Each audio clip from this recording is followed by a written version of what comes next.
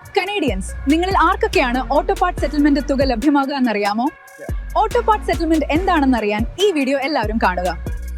1998 2017 ഇടയിൽ പുതിയ വാഹനം വാങ്ങിയതോ റെന്റിനെടുത്തതോ ആയ കനേഡിയന്മാർക്ക് ക്ലാസ് ആക്ഷൻ സെറ്റിൽമെന്റ് ഫണ്ടായ $50 മില്യൺ നിന്നുള്ള വിഹിതം ലഭിക്കാൻ അർഹത.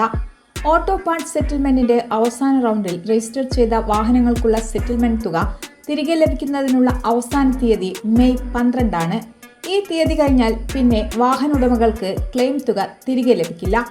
വാഹനങ്ങളിലെ 45 വ്യത്യസ്ത പാർട്സുകളുടെ വില വർദ്ധിപ്പിക്കാൻ ഓട്ടോ പാർട്സ് നിർമ്മാതാക്കൾ ഒത്തുകളിച്ചുവെന്നും ഇത് രാജ്യത്തുടനീളം കാറുകൾ ഉൾപ്പെടെയുള്ള വാഹനങ്ങളുടെ വില വർദ്ധിപ്പിച്ചുവെന്നും ആരോപിച്ച് നിരവധി പേരാണ് കേസ് നൽകിയിരുന്നത്. ഈ കേസുകളാണ് ഇപ്പോൾ ഒത്തുതീർപ്പിലെത്തിയിരിക്കുന്നത്.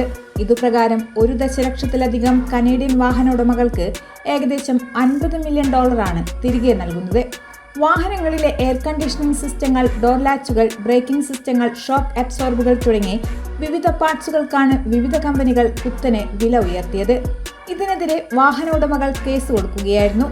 ടൊറന്റോ, വാൻകൂവർ, ക്യൂബക് എന്നിവിടങ്ങളിലെ കോടതികൾ 2023 ജൂണിൽ ഏകദേശം $78 മില്യൺ ഒത്തുതീർപ്പുകൾ അംഗീകരിച്ചു.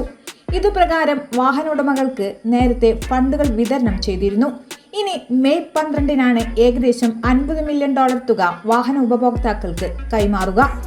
1998 2017 ഇടയിലുള്ള Toyota, Honda, Ford, GM, Mazda, Nissan, BMW, Hyundai, Kia തുടങ്ങി നിരവധി ബ്രാൻഡുകളുടെ കാറുകൾ കൈവശമുള്ളവർക്കാണ് സെറ്റിൽമെന്റ് തുക തിരികെ ലഭിക്കുക.